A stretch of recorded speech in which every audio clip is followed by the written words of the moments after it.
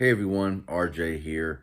So just doing a little front-facing video test here of the iPhone SE 2022 or third generation, whichever one you prefer to call it. Now, the max resolution you can record in on the front camera is 1080p at 30 frames per second. You can record at a 720p 30 frames per second to save storage or save space. But 1080p 30 frames per second is about the minimum that you want to record in, my personal opinion. This to me is kind of like a forgotten iPhone, I guess you would say. I guess because it's based on the design of the iPhone 8 that came out forever ago. You know, the last SE also looked just like this one, and this one right here is just basically the same style, just with upgraded specs and stuff like that. But this is how the front camera looks.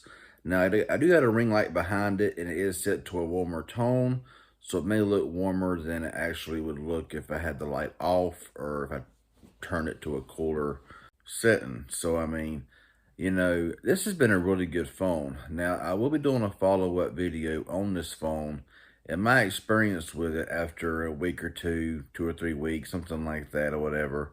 But I will say that for the casual user, you know, if you want to try out an iPhone as your first iPhone and you like Touch ID, then this is probably the way to go.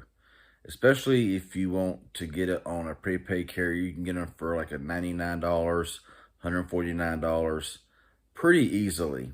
And what you're getting is pretty solid. Now, unless you use this phone as a work phone or play really heavy games on it all the time, you're going to get really good battery out of this phone. And it's been pretty good for my usage. Now, I don't use this phone very heavily. I use it mainly for this, for taking some short video, a few pictures here and there, making phone calls, sending text messages, you know, using a few apps here and there. And my battery life has been excellent on this phone. And when I do my follow-up video, I will also show you all the battery tests that I got and everything. But it's been solid.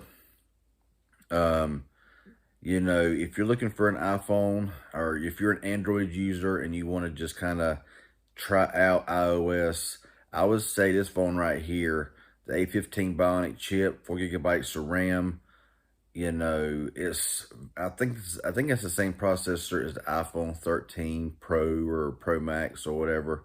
If I ain't mistaken, I'm not an iOS expert by any means, but I think that this does a really good job in a very small, compact form factor. It fits in these mounts very, very easily because, you know, the volume button's on one side, the power button's on the other side, which gives it more room for a better stable, you know, mount. You know, I noticed in my car a lot of times I want to use this phone because instead of the button being on the side and you got kind of like a wobbly, yeah, you know what I'm saying?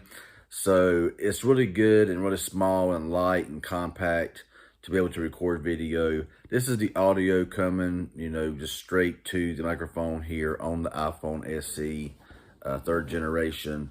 And so, yeah, and it's just going to be uploaded to YouTube. I have to do a little bit of editing here and there, of course, like I always do.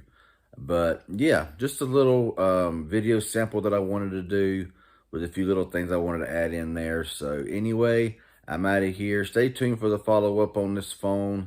I'm impressed with it. So, any questions, leave it below. If you're new here, not a subscriber, please subscribe. Turn on that bell for all notifications. I would appreciate it. Y'all have a good one, and thanks for watching.